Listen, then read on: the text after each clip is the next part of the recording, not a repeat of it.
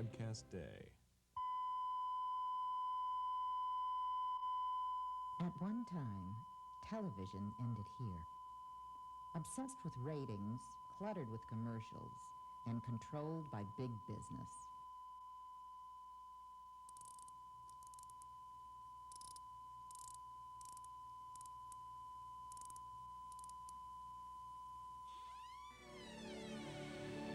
Here we see technical men adjusting the television image. There was a time when the idea of ordinary people making their own TV programs was as far out as going to the moon.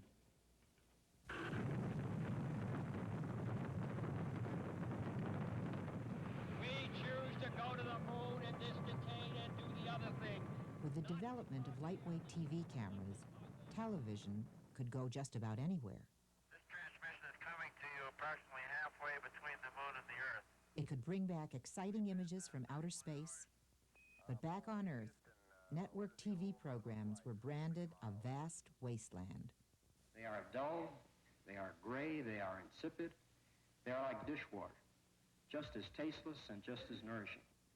The arrival of cable TV, with the promise of almost unlimited channels, gave new life to a nearly forgotten dream, making television a more democratic medium.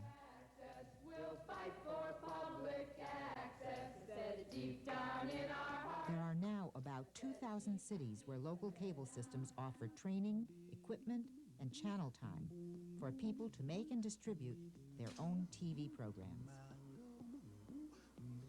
It's dedicated to free speech, and it's called public access.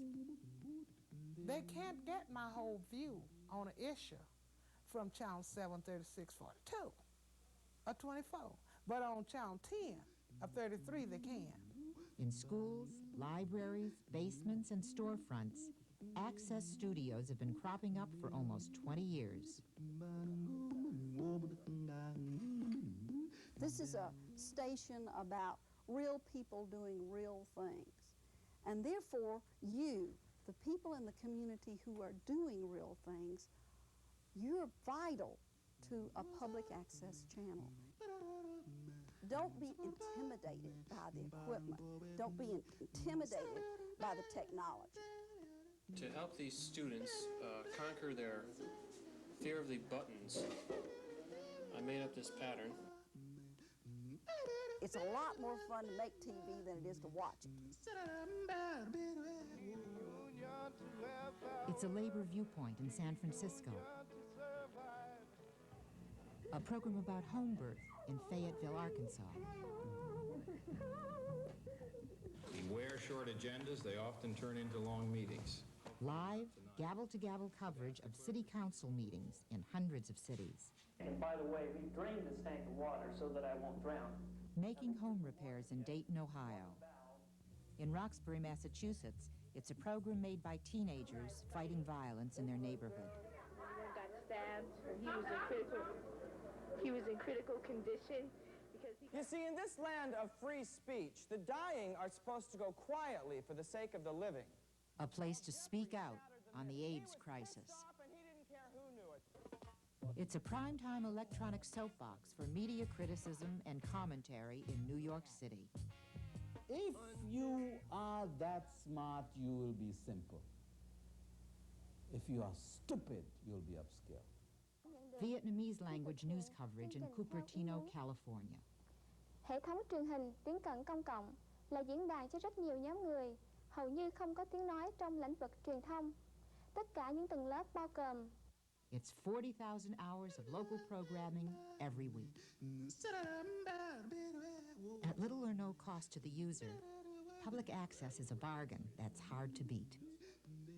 It's usually paid for by a small percentage of subscriber fees or out of license fees paid to a city by a cable company. With more than half the country wired for cable TV, the majority of Americans can now view or use these channels.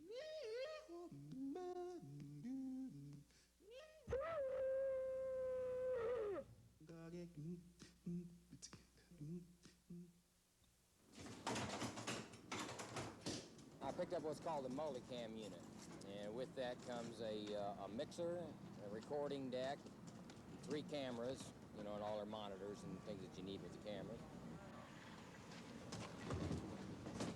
I'm not a rich person. I can't go out and rent this equipment. It costs a lot of money to do that. So with community access, I mean, I got my library card, you know, and this is like, it's like a big kid's library card. I go in and check this stuff out. It doesn't cost me a dime except for tape.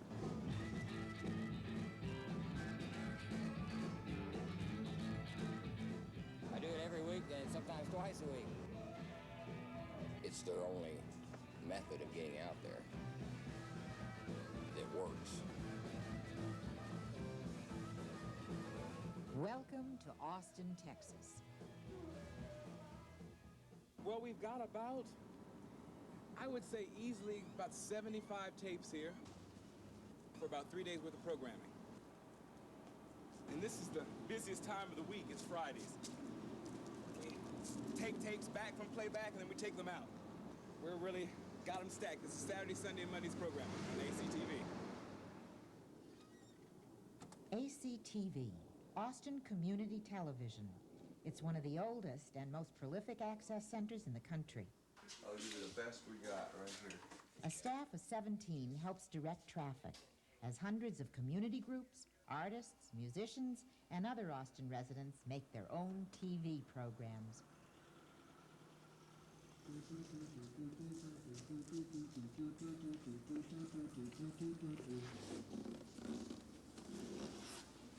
Some people like to be on television. I sort of like being in television. I started out with public access about 10 years ago or so.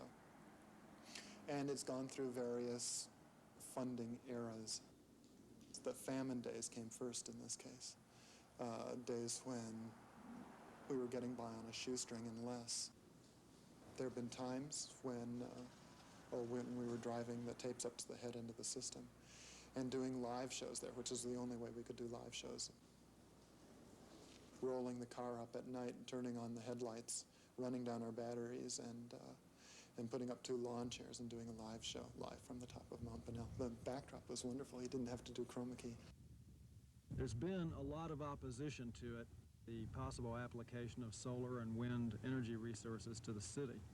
For ACTV, it all started on a mountaintop in 1973 in circumstances that have become part of access folklore. When I was here a few months ago, you were all wondering if this would ever happen. Actually letting ordinary people have some kind of control over communication. It's unheard of in most parts of the world. It was a time when the family of Lyndon Johnson owned the only TV station in town, as well as half the cable system. We're trying to earn money for our own equipment, and in so doing, we're going to sponsor a rummage sale, and it will be this Saturday from 8 to 6 and Sunday from 8 to 4.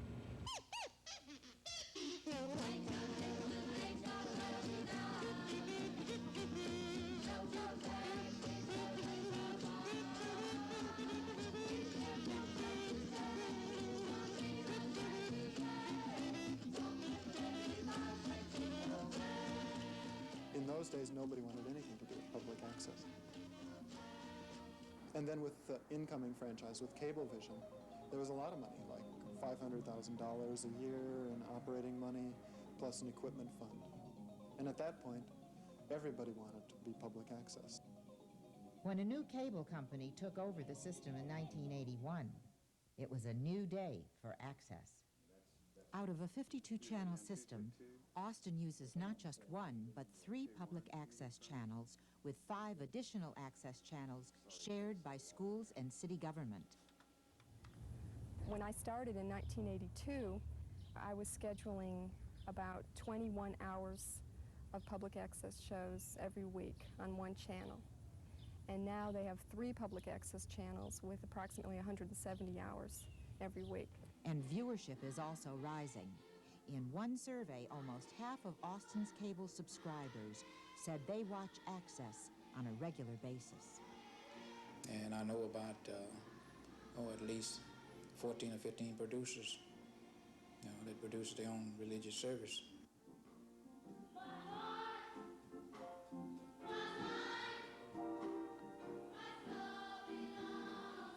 a good feeling because you're reaching a lot of other people that can't come out there shut in, either sick or some other reason, you know. We realize that there's always going to be some that's going to use this not to come to church, you know. But that's not our goal. Our goal is just to get the word out. And priority one is those that are shut in, see.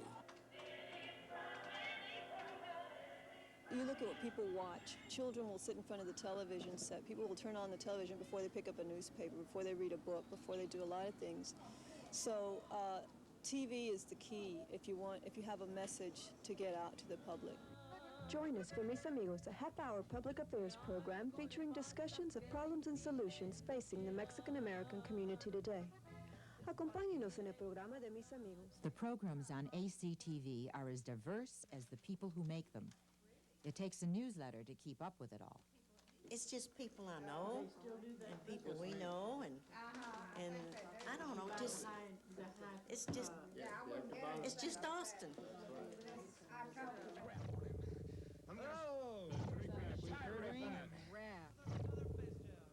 When I started out with public access, it had less to do with wanting to make television than it had to do with wanting to get out of the gallery scene.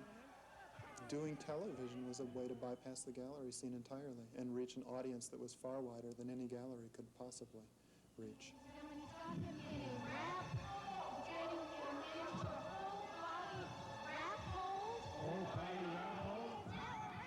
Access make you think. If you do nothing else, access make you think. So that's what our shows are about, to get black people to thinking. And we talked about issues that the churches, we talked about politics, we talked about education. Our folks are valiantly trying to fight and make those points, but they don't ever get in the paper. And I think that's important, to have that alternative view, that you're able to get your views out. And that is something you're definitely not going to get with the major media. That is totally out, completely out. The access channels seem almost a fluke in a country that produces and exports slick commercial TV programs for world consumption. They're a unique service of cable TV. And within the cable TV industry, they have lived a precarious life for almost 20 years. They owe their existence to people, ideas, and technological developments that go back more than 40 years.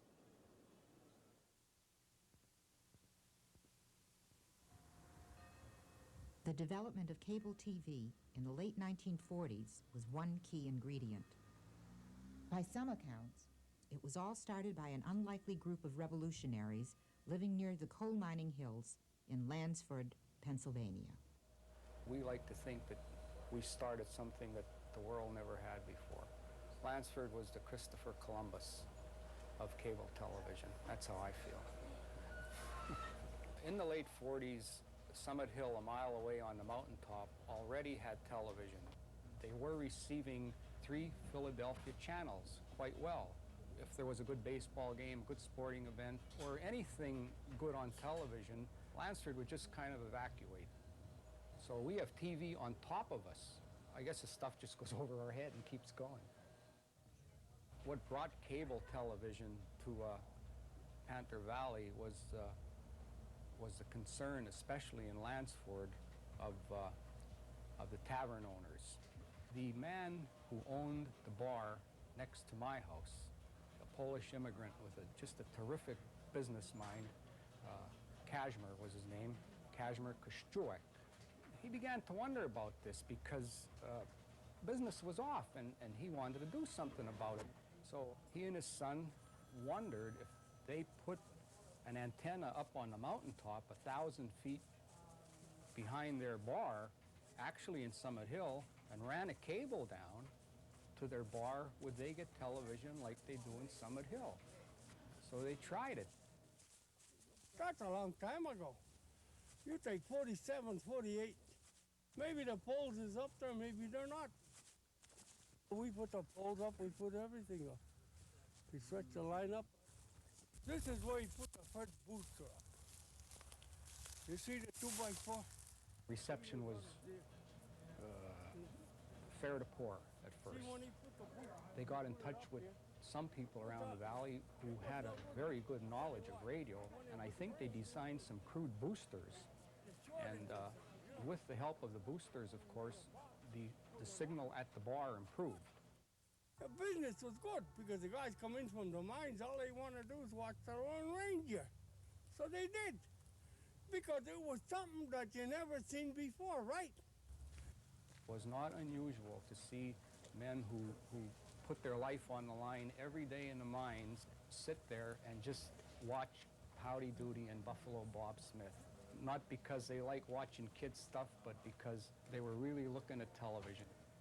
They felt they were part of history being made. So he figured he's going to get it. He was the first one that got it. Then after that, Herbert got it.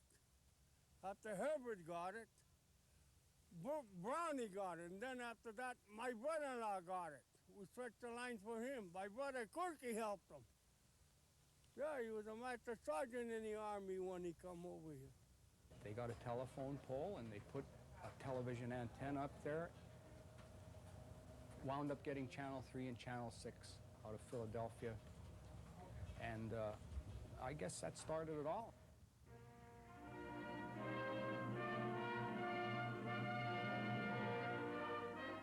As cable extended the reach of television into remote parts of the country, curtain rods on telephone poles would be supplemented by microwave relays.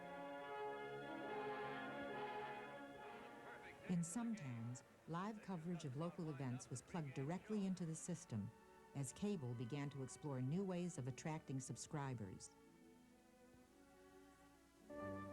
The late 1960s brought visions of a wired nation. Many experts today are speculating on how the daily activities of a family living in a wired home in a wired nation will someday be affected. While asleep, the family is watched over by a battery of biological sensors, which communicates through cable to the head-end computer. The coaxial cable would carry the promise of almost unlimited channel capacity. But federal restrictions and high cost would delay cable's entry into most large and medium-sized cities.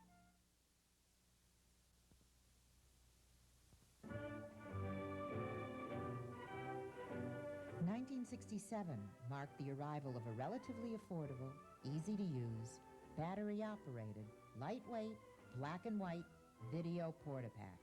It was intended primarily for home use. Good evening, my fellow Americans. Tonight I want to speak to you of peace in Vietnam and Southeast Asia. President Lyndon Johnson owned one of the first Portapaks to arrive in the country, a gift from the Japanese government. He used it to rehearse a speech. Restraint on the part of Hanoi. Now that's what I want to cut out here, Jane. Restraint on the part of Hanoi could, of course, be an important factor in our decisions. If Hanoi is restrained, we will reciprocate or something like that. This is State Department language, doesn't make sense what I was talking to you about this morning. It was a speech that marked the beginning of the end of the Vietnam War era. If our restraint is matched by restraint in Hanoi. And it had a surprise ending. I shall not seek, and I will not accept the nomination of my party for another term as your president. The most powerful medium of communication ever invented was now available to just about anyone. And the video revolution was underway. Throughout South Vietnam today, men still died in combat.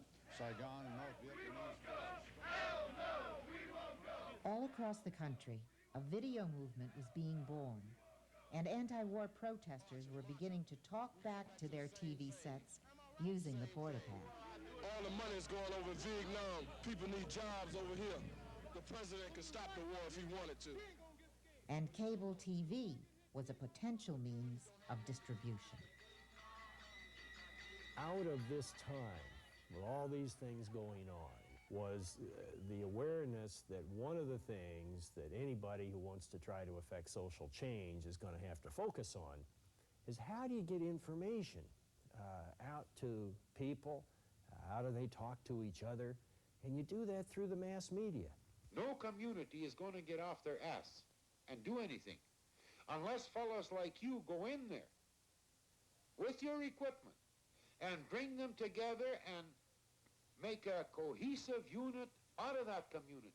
Challenge for Change was a Canadian experiment using the new video technology as a catalyst for social change.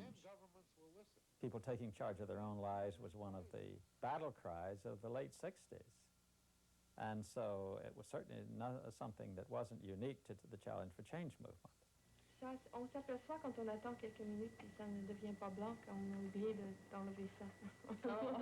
A lot of theorists in this country and in many other places got the idea that this was going to be a way of democratizing the medium. They learned the hard way, all the difficulties.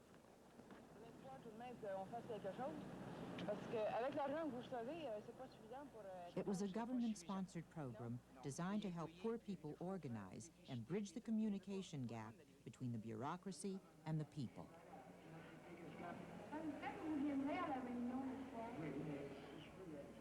We saw that it worked very well, and so then we started using video all over the place. They always called this the ditch, and they figured this is the rear end of Alberta. That's always the last to be thought of. Cut that off, eh?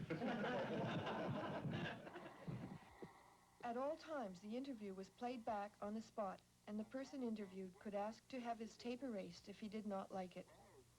In most cases, this control gave people confidence, and they were pleased to see how easily and well they had expressed themselves. They made presentations to the provincial government to get funds, and the government was willing to give them the funds because they saw that the community was organized. If we all get together like we did tonight. That's right. For all the meetings. And get together united, you know, we'll make it. When George Stoney returned to New York City, the philosophy of Challenge for Change would go with him. New York would be the first big city in the country to get cable TV. We don't want to scrub your floor. And while franchise negotiations were underway, a movement to include channels that would serve community needs was growing. I said chicken, This was where cable TV, the Portapack, and people with a fresh idea called public access all came together. The year was 1971.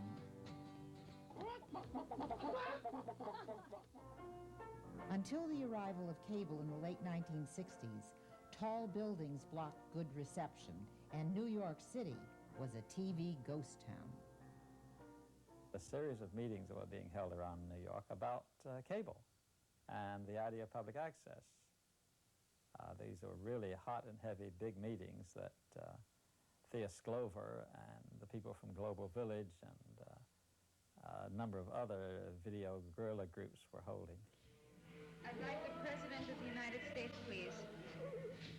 Convincing the cable company to give up control of some spare channels was something that had never been tried before. The prevailing wisdom in the system was it's ridiculous, it isn't necessary, it won't be used, what do we need it for, what do we have to go and buy cameras and set up the equipment. In fact, in the late 1960s, Irving Kahn was chairman of the largest cable system in the country. He was out to win the New York City cable franchise, and somehow he would have to be convinced to give public access a try. No, this is the focus. This is the zoom. The idea was very frightening to people.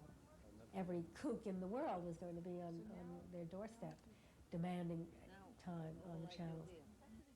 I mean, we were talking about a period in time where there was even no cable. I mean, so I was talking about access on a system that most people didn't even know what it was, and they didn't have it. So it was very hard to make it real.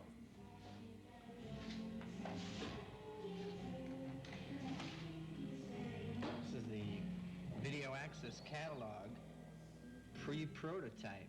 It's the first half hour that I attempted to get together. With intense interest by video groups, as well as support from key city officials, the cable company was willing to listen. We were the largest cable system at that point in the country, and we wanted to merge with the second or third largest. And the two together would be bigger than the next five put together. And I learned about a new word called antitrust in the Department of Justice, where they would have to clear the deal.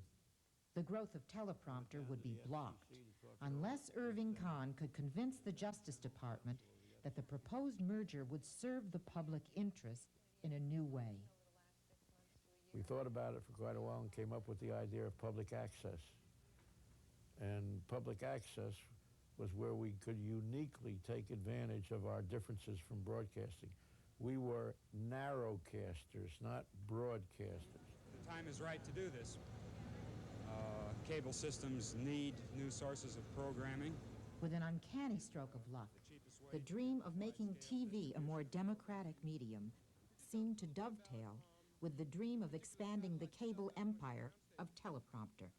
So I have to tell you in all candor, it wasn't for great altruistic or do-gooder reasons. But once we started the public access, we began to see many possibilities.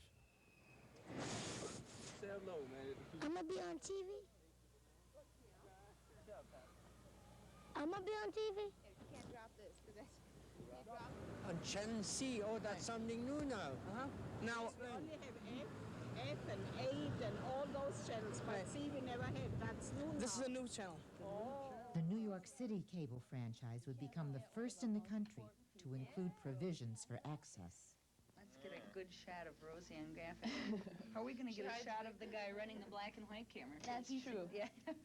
On July 1st, 1971, the access channels began operation in New York City. This merchant has, in effect, by coming out farther than the law allows, appropriated from the people the sidewalk that belongs to them. We had to make real the idea that you could indeed open up television to the people. I mean, that was just unheard of. The following short excerpts are from programs produced for the access channels in New York with the assistance of Open Channel.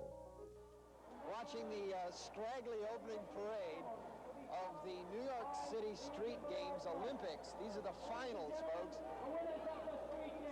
Paul, pan to the Olympic flame is going to be lit, and they're lighting 2 Ballantine beer cans full of Sterno. So a lot of our work really was educating, getting people to understand that this was available to them. And so when we reached out to a cross-section of the community, everything from the Boy Scouts of America to Parade in support of Angela Davis. They would be the first uncensored channels in the history of television. How come so many black folks in America believe Angela Davis is innocent? It was simple. We just can't trust you white folks to think for us anymore.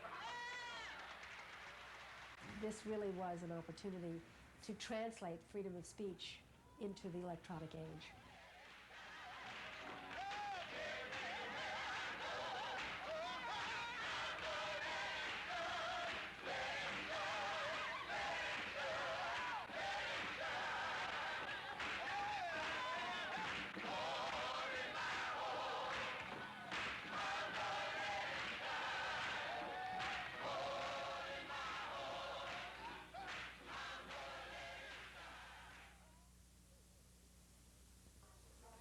I suppose one of the first times I saw the Portapacks and what this equipment could do was in the loft at Raindance, and then also George Stoney and others brought some equipment by the FCC. And I was really fascinated by it. I still am to this day. Hey, let me try that little camera. I really would like to play with it. Whoops.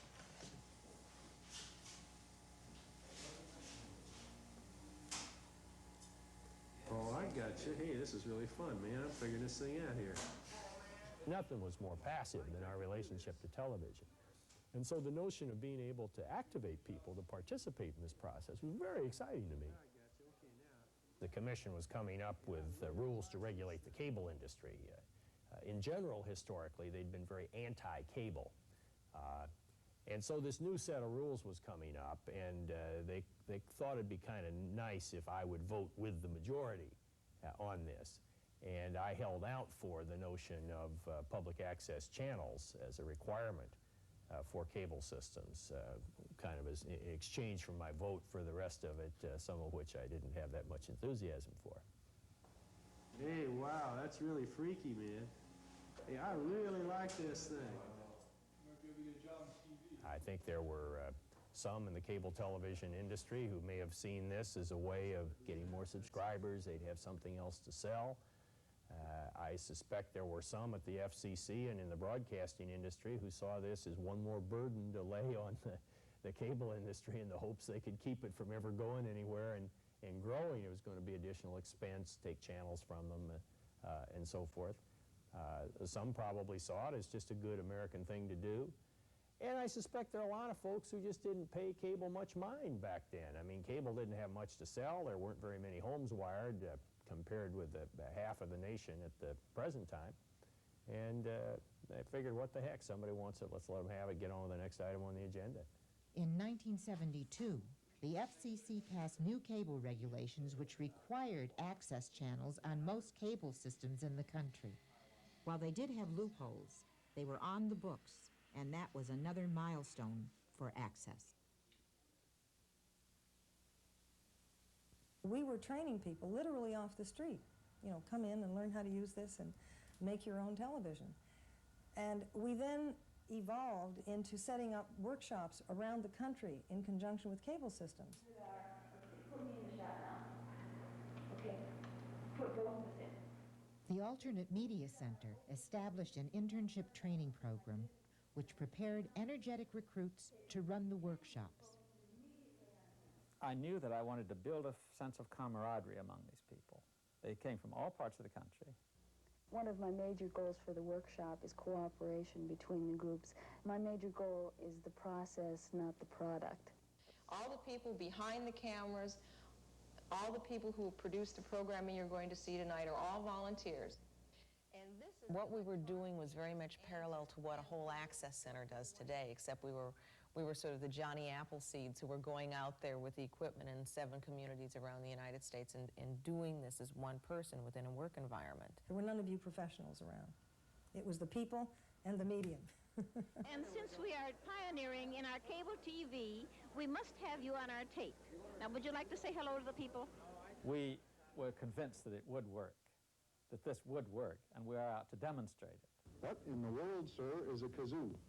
Well, if you remember the olden days when they had a comb and they put a piece of tissue paper over it and whistle through it, this is the same thing, only it's made as a little instrument. All right. All you do is hum into it.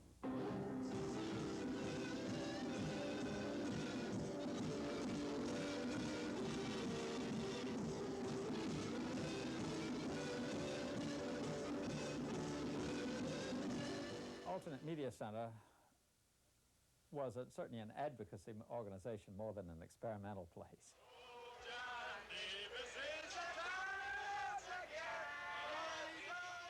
We have mice running through all of the apartments.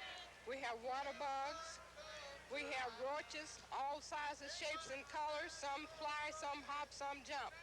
You might find tenants on a rent strike, patients looking for better health care, or ranchers concerned about land use. If they knew anything about ranching, they'd know that damn well we can't make a living here. It had a raw, exciting quality, so that if you really looked at it like a community information system as opposed to television, you had work that was very exciting. Dedicated to community expression and promoting social change, the Alternate Media Center established one of the first interactive cable systems in the country. Sarah? Yes? Knowing you, I thought you wore makeup to bed in case you'd meet the man of your dreams. Oh, you know, I never thought of that, May. I never. There was no blueprint for what we were trying to do, but we very quickly developed a blueprint out of those experiments. With funding from the Markle Foundation and the cooperation of cable systems, the Alternate Media Center helped spawn a national network of access centers. Out of its internship training program came fighters for the cause and founding members of a national federation which continues the access crusade.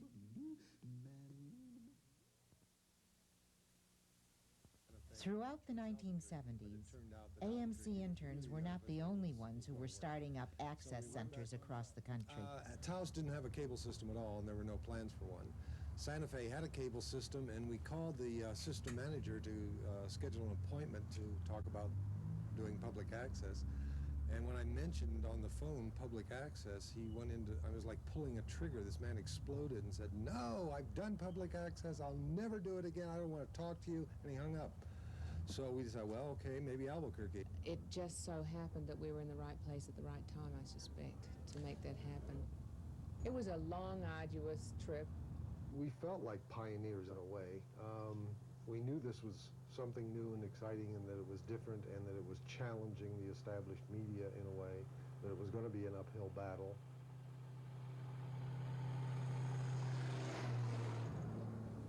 Railroad tracks, pump coming. Wherever public access cropped up, it would have its own history and unique personality. So, yeah, in a way it was the grapes of wrath, or the covered wagons coming west.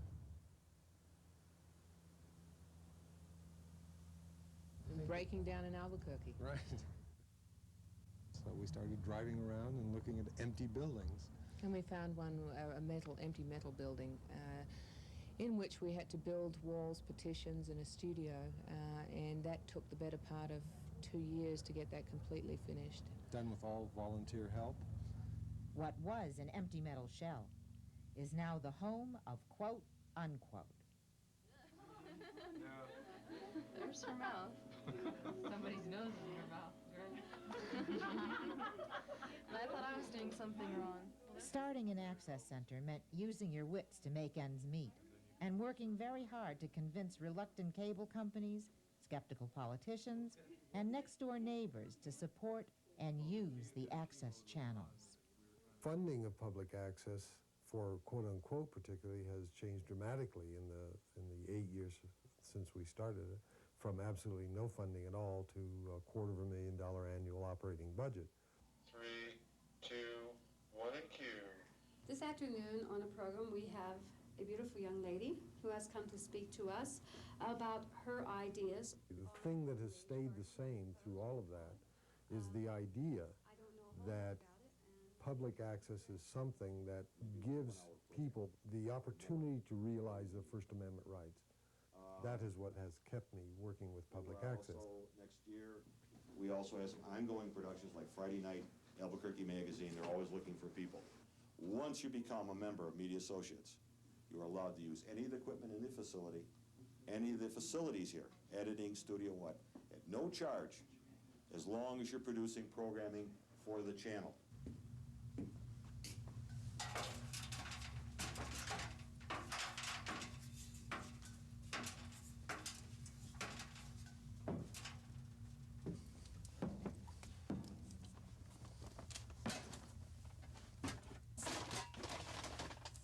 We sort of jokingly refer to this attic as our museum of broadcasting. It's in an embryonic state. It's not quite laid out for viewing by the public yet. But this is some of the equipment that Denise and I brought from Indiana with us.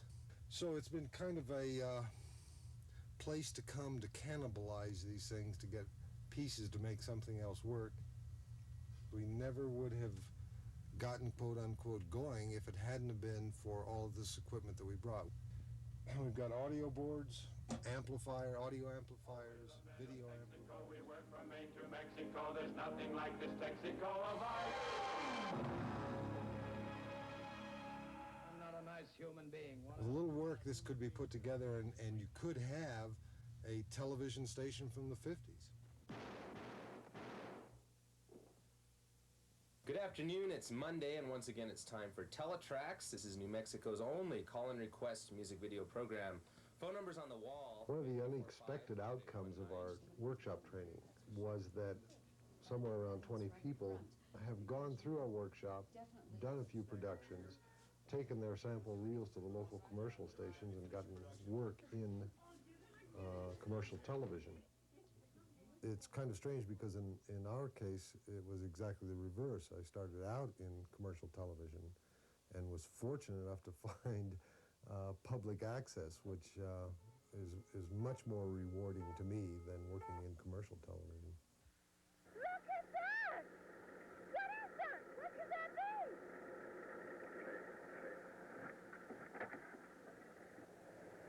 Get back in here! Look! Look at it! We've all been conditioned to think of television as something that we watch, and this is television that you do.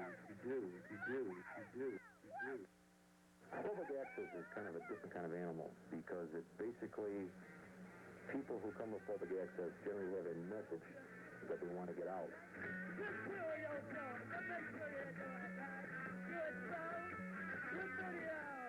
Public access television, Albuquerque, your community cable channel. The 1970s started out as slow growth years for cable. But federal rules that had kept cable out of most large and medium-sized cities began to change.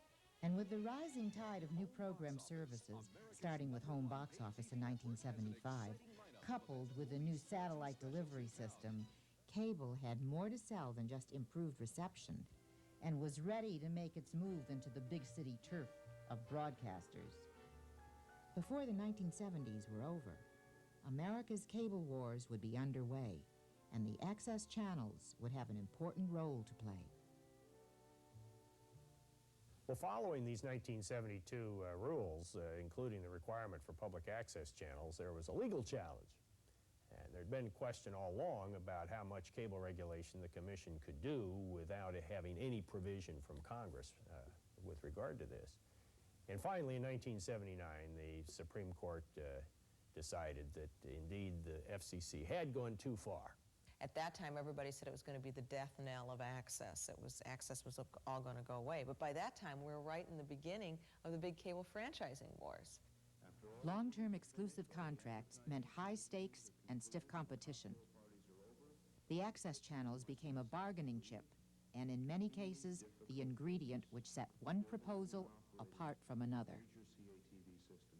The court had decided that the FCC could not require this, but it did not address the question of whether a cable company in a local community in negotiating the terms of a contract called a franchise, whether the cable company could agree to do it. To get the franchise was a real, I mean, it was the big gold nugget hanging at the end of the string. The number of channels, the number of studios, equipment, staffing, and the level of funding were all bid items. And it was media giants like Westinghouse, Warner-Amex, and Time Inc. that were doing the bidding. In franchising, you put together what you thought sounded better than the next guy. And sometimes it worked. Many cable companies who won the bidding wars did so by promising more than they could deliver.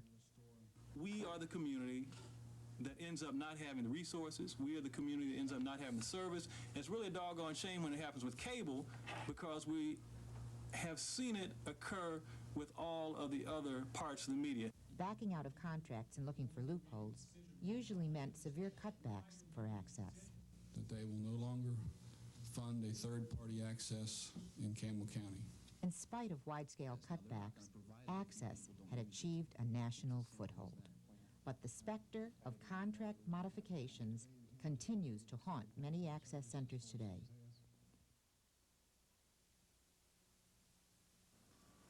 Austin Community Television has become a model for the country.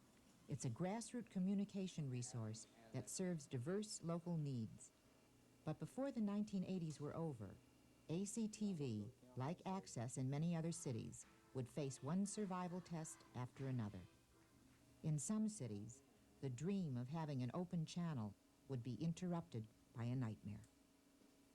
Community cable television, who should have access to it and who should not? Well, questions like these are being asked after a program allegedly sponsored by the Ku Klux Klan aired on Austin's Access channel. Austin was one of the first cities in the country to receive a controversial program called Race and Reason. It was videotaped on a campus in Southern California, and when students on campus found out, they tried to shut the Access Center down. Stop the Klan! Stop the Klan! Stop the Klan! Stop the Klan! How would you put yourself? Well, I would really consider myself a white supremacist because I believe that the white race is a superior race, and I believe that the Negroidal race is an inferior race. This is KUTV News. Good evening. It is something that in the past has been promoted behind the wary eye of society. Well, now racism will apparently become a weekly staple on the community cable TV station in Pocatello, Idaho. Tomorrow night, Race and Reason has left communities deeply divided as it appears on local cable systems across the country. It's a half-hour talk show hosted by Tom Metzger, a former Grand Dragon of the Ku Klux Klan. The program has raised fundamental questions about free speech and the role of public access. Hello, I'm Tom Metzger, your host for Race and Reason. Race and Reason is dedicated to free speech, that small island of free speech in a sea of hostile and controlled news in America. According to the guidelines, we would schedule the show and we would cablecast it. According to the Cable Act, passed by Congress in 1984, users of public access channels will be guaranteed full freedom of speech protection, except for obscenity, libel, and incitement to imminent violence. The black and the Jewish community both, it felt like it wasn't appropriate to have it on, and they took their complaints to the Cable Commission. And all of these folks, by the way, were actively involved with public access, so they could actually use the channels to put out their message. They're bringing their racist views into our living room and putting it right in front of my face, and I refuse to be bombarded by racist views telling me that I'm somewhat less than a person. Students who are protesting Metzger and what he stands for, I think, are it is perfectly appropriate for them to do so. I even think it's appropriate for them to call out for the curtailment of his right to speak, because that also is a right of opinion. I happen to think it is a wrong opinion, and I don't think that their actions, however, should be carried out. Because the First Amendment is one of those things that protects minorities. It protects religious minorities. It protects racial minorities. And were it not for the First Amendment, people like Martin Luther King could never have spoken. It's always a hot, debatable issue, and nobody wants nobody's freedom of speech messed with. We don't want ours, okay? But we also know freedom of speech is not absolute. We also know that the Ku Klux Klan have a history of violence. If the contract with Group W explicitly prohibits violence and pornography, what possible results can we expect from Metzger's kind of propaganda? There's no question in my mind that Mr. Metzger, were he to be empowered, would repress freedom of thought, freedom of expression. But if we're going to be a free society, then we must allow all points of view. Each of us has the option to turn off the television and not watch that horrible program. We have that option. That's our privilege. In fact, right now, by creating a large visibility and a number of statements, Mr. Metzger's getting a lot of free advertising he would normally never get. So are you saying that we should not protest because of the free No, I didn't say that. It's an ironic fact of the matter. We do have another caller on line 1, and go ahead, you're on the air. Yes, In Pocatello, Idaho, the response was live, interactive, counter-programs. Great. A dissenting opinion is not going to hurt as long as there's an organized, educated response to the fallacies which they're using. Other options? Amend federal laws, or give the cable company your channels back. I asked the Office of General Counsel of the California State University to advise me of our legal options within the context of the First Amendment. Coincidentally, because of equipment repair and maintenance requirements, no further tapings are scheduled. I asked my staff to look into arranging with Group W for them to film future public access programs in one of the other external locations available to them. The Klan has become very sophisticated. So you can use this to do some education, okay? In Fullerton, the cable company agreed to relocate the Access Studio. Metzger's program continued to be made elsewhere. In Austin, Race and Reason forced everyone to take a hard look at how the channels were being used, and it made many people all the more determined to keep them.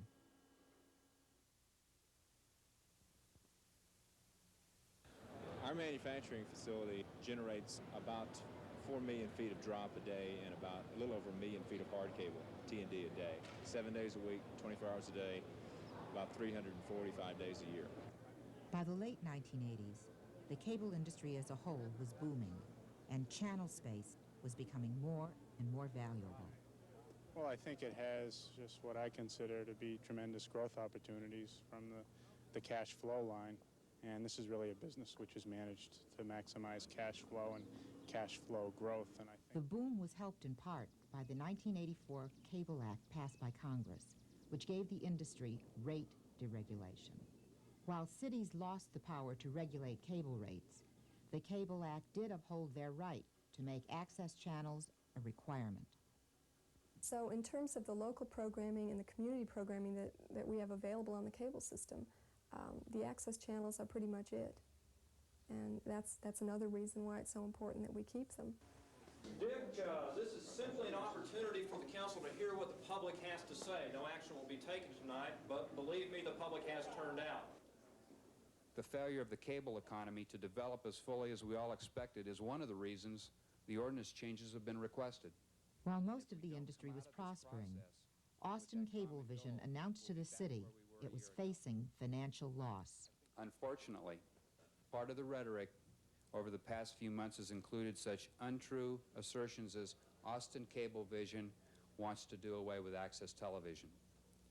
I suspect that that's what's brought many people to this hearing tonight, and in truth, they come for no reason. We do not propose... I want order out there. This man They're proposing to cut back from 8 fully programmed access channels that we have now back to 4 access channels.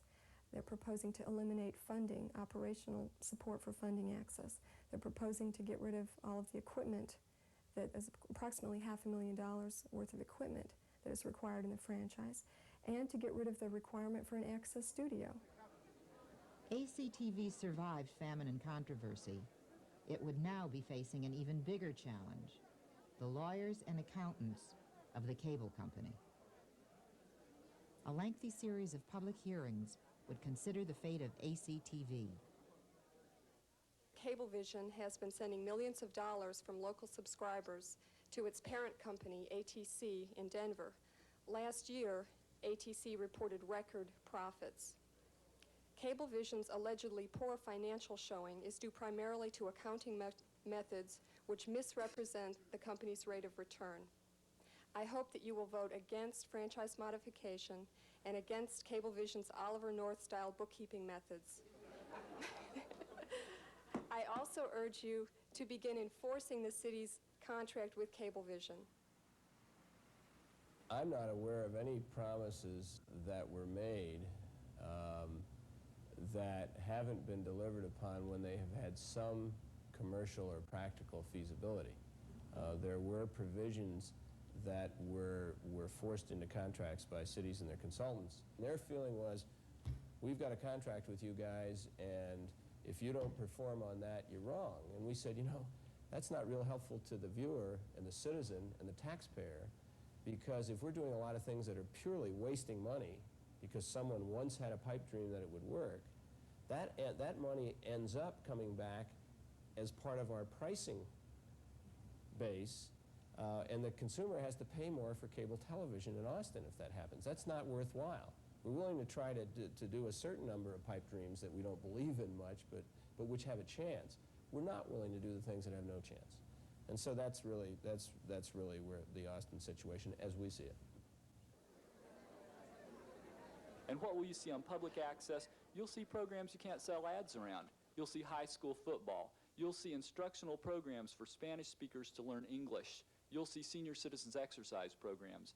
And you'll see programs by groups like the Capital Area Food Bank and the Black Citizens Task Force, which had 3 members here earlier, and they had a 7 o'clock meeting and couldn't stay. You couldn't sell ads around those programs, and those groups couldn't afford to make those programs. But they can participate because it's public access television. After reviewing a judge's recommendation, the City Council was ready to vote. They met in closed executive session. All right, is there any discussion? All in favor say aye. Aye. Opposed? We are denying the request for modification based on his recommendation. The channels which we thought were going to be endless have taken on a commercial value, which we have to fight. And I think we simply have to establish the principle that there is some space somewhere in these rivers of channels of communication throughout our societies that the public does have access to, from which they cannot be excluded because the owner doesn't like what they're saying. We had a big community celebration, had a day of showing off and celebrating all of the accomplishments that we've had through these access channels. And currently with a staff of 16, ACTV trains over 600 citizens a year to produce their own television programs. Last year, they scheduled over 8,000 hours of programming on the 3 Austin access channels, 10, 32, and 33. And new programming is growing at a rate of about 15% a year. Well, I'm the assistant producer and director on Citizens Live, which is a live variety and entertainment show, and I'm the only kid on that. And then I'm in Capital Youth Report, which is a kids' TV show, and we're going to have to do all the editing and camera work and stuff. You've never visited any other access studio in any other city? No. Well, have a great summer, Ellen. Yeah, thanks. Have you fun. too. Pleasure talking to you. Nice to see you too. Well, thank you for doing this for me. Oh, sure. Well, hopefully you'll get a chance to see it when it's done. Yeah. Are you going to edit the bad parts out, please? Let them have their own success. Let my children have access. Let my children have access.